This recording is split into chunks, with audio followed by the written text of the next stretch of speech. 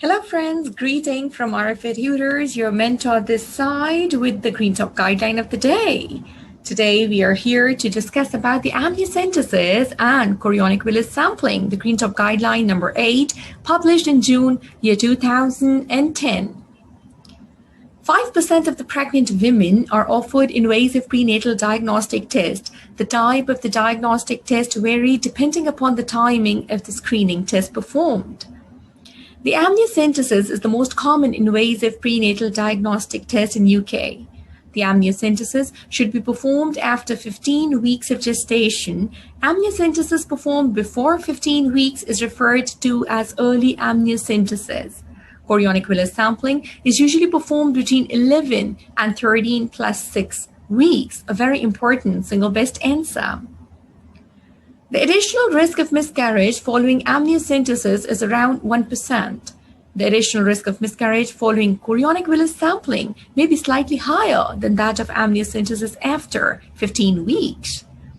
The early amniocentesis has a higher fetal loss rate as compared to the incidence of fetal telopees, and it is also respiratory morbidity compared with other procedures. Therefore, the early amniocentesis is avoided. The chorionic villus sampling should not be performed before 10 completed weeks of gestation. A written consent should be obtained.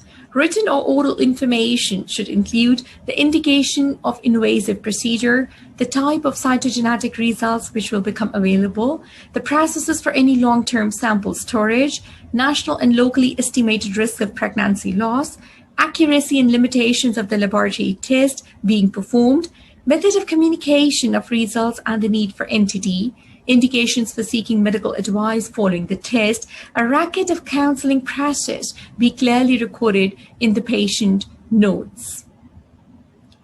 The needle insertion during amniocentesis and transabdominal CVS should be carried out under ultrasound guidance. Transplacental passage of the amniocentesis needle should be avoided unless it provides the only safe access. It is also important to avoid cart insertion. Maximum outer needle gauge size of 0.9 mm, a 20 gauge, should be used. CVS can be performed transabdominal or transcervical using local anesthesia for transabdominal CVS. It is recommended to be performed by a specialist who has the expertise to perform a selective termination of pregnancy if required. This is essential to ensure that separate samples are taken for each fetus and labeled, and separate puncture sites or a single entry can be used. Either way, the miscarriage rate is higher than in singleton pregnancies. 2 separate needles are used to minimize cross-contamination of chorionic tissue in CVS in diachorionic pregnancies. The third trimester amniocentesis is not associated with significant risk of emergency delivery. Complications, including multiple attempts and blood-stained fluid, are more common in third trimester procedures. The ultrasound probe should be enclosed in a sterile bag. Separate sterile gel should be used. Viral screening should be considered before invasive prenatal procedures. Where women decline screening, inform and document the potential risk of vertical transmission of infection to the fetus. If on treatment, review the viral load, consider delaying the procedure for HIV patients until there is no detectable viral load, and consider antiretroviral therapy if not yet on treatment for HIV.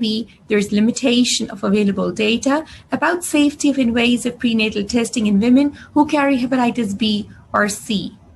Some important exam points from this tiny Green Top guideline are the gestation of the chorionic villus sampling, the gestation of amniocentesis, also the complications associated with the procedure. Good luck from the entire team of Rfatutors. I thank you for joining us today. See you next time, and until we meet again, take very good care of yourself. Bye-bye.